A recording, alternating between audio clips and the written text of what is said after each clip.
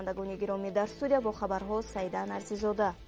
дар шароити нави таърихӣ ташаккули худшиносии миллӣ яке аз масъалаҳои муҳим буда тарбияи он омӯзишу пажӯҳиши арзишҳои миллӣ ва мероси таърихиву фарҳангиро тақозо мекунад.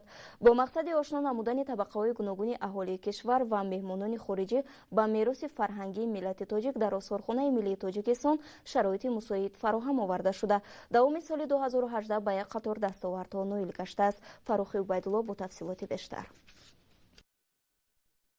маҳз дар даврони истиқлолият ба рушду номуи осорхонаҳо дар Тоҷикистон таваҷҷӯҳи хоса зоҳир мешавад.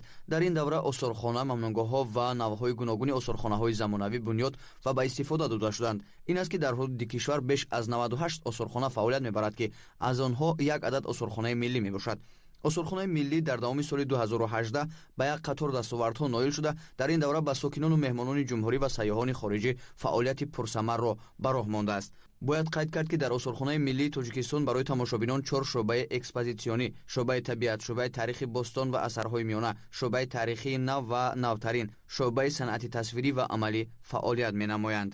ба фарқ аз соли 2017 фаъолияти Осорхонаи миллӣ дар соли 2018 чӣ гуна ба роҳ монда шуда буду ва чӣ қадар тамошобинон ба ин макони муқаддас ташриф оварданд? Ба ин савол ҳамсоҳбати мо Фаридун Кенҷаев, корманди Осорхонаи миллӣ, чунин ҷавоб дод.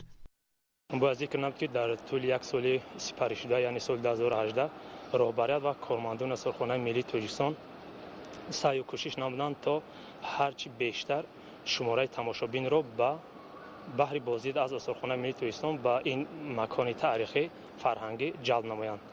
дар соли 2018 бо шумораи умумии 15861 нафар тамошобини ватанӣ ва хориҷӣ аз экспозитсияи Осорхонаи миллии Тоҷикистон боздид намуданд ки бо 11402 нафари онҳо 1697 сайри осорхонавӣ гузаронда шудааст. аз шумораи умумии тамошобинони осорхона бошад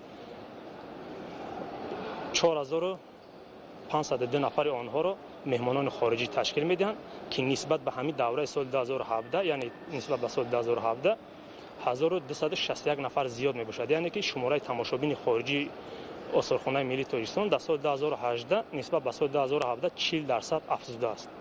Осорхонаи миллии Тоҷикистон баҳри татбиқи рисолати азалии хеш, ҷамъоварӣ, ба қайдгирӣ, барқарорсозӣ, омӯзишу таҳқиқ ва ҳифзу нигоҳдории намунаҳои нодири мероси таърихию фарҳангӣ пайваста кӯшиш ба харҷ дода тавассути роҳандозии фаъолияти фарҳангӣ маърифатӣ, намоиши экспозитсионӣ ва илмӣ, таҳқиқотӣ дар раванди тарбияи худшиносию худогоҳии миллӣ, муаррифии хотираи таърихӣ ва манзури ҷомеа намудани беҳтарин арзишҳои таърихию фарҳангӣ саҳм мегирад. ҳамзамон дар давоми соли 2018 барои бой намудани фонди Осорхона як қатор тадбирҳо андешида шуда аз ҷониби сокинону меҳмонони ҷумҳурӣ ва сайёҳони хориҷӣ низ нигораҳои гуногун тӯҳфа карда шудааст.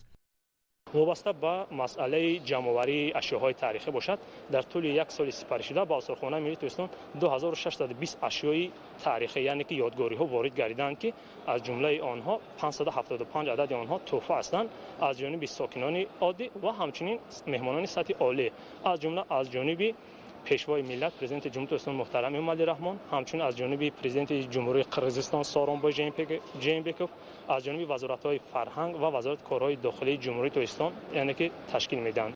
дар доираи соли 2018 ҳамчун соли рушди сайёҳӣ ва ҳунарҳои мардумӣ, роҳбарият ва аҳли кормандони Осорхонаи миллӣ афзалияти бештар дода дар ин давра якчанд намунаи ҳунарҳои қадимаи мардуми тоҷикро ба Осорхона ворид намуданд ки таваҷҷӯҳи ҳар бинандаро ба сӯи худ мекашад. соли 2018 ки соли рушди сайёҳӣ ва ҳунарҳои мардумӣ эълон гардида буд, дар ин даврон намунаҳои чакандӯзӣ, куртаҳои чакан, адрас ва намунаҳои гулдӯзии қадимаи аз байн рафта бештар ба Осорхонаи миллии Тоҷикистон ворид гардиданд, яъне ки ба фонди тиллоии Осорхона инҳо замъ гардиданд ки баъди ҳифз, нигаҳдошт ва муаррифӣ ва боқӣ гузоштан ба наслҳои баъди ин нақши яъне ки боризро иҷро менамоянд. гуфтанд ба маврид аст ки дар Осорхонаи миллӣ роҳбаладони ботаҷрибаву забондон ба кор ҷалб карда шуда, онҳо барои ҳар тамошобини дохиливу хориҷӣ тамоми гӯшаҳои Осорхонаро тамошо дода дар бораи нигораҳои дар ин ҷо гузошта шуда маълумотҳои дақиқу амиқро мефаҳмонанд. инчунин дар Осорхонаи миллии Тоҷикистон китоби хотироти тамошобин ҷой дода шудааст ки мо ҳангоми наворбардорӣ мушоҳида кардем. дар ин китобҳо нисбат ба солҳои гузашта соядасти сайёҳон дар соли 2018 бисёртар аст. ҳамзамон дар соли 2018 дар осорхонаи миллӣ якчанд давлатҳо чорабиниҳои фарҳангии худро баргузор намуда инҷо ҳунари дасти худро ба маърази тамошо гузоштанд. маврид ба зикри хос аст ки баҳри ҷалби тамошобинон ба осорхонаи миллии тоҷикистон намудҳои мухталифи кори фарҳангӣ маърифатӣ аз қабили лексияву мизҳои мудаввар вохӯриву маҳфилҳо нишастҳои илмиву конфронсҳо озмуну чорабиниҳои шавқовар баргузор мегарданд ки дар маҷмӯъ ҳадафи асосии онҳо ҳарчи бештар дар замини насли ҷавон парвариш намудани эҳсоси баланди ватандорӣ, худшиносии миллӣ, тарбияи завқи зебоипарастӣ, эҳтирому арзшгузорӣ ба хотираи таърихӣ ва арзишҳои фарҳангӣ мебошад. гузориши Фарухи Убайдулло ва Акбар Азимов барои барномаи иттилоъ. либоси миллӣ як ҷузъи фарҳанги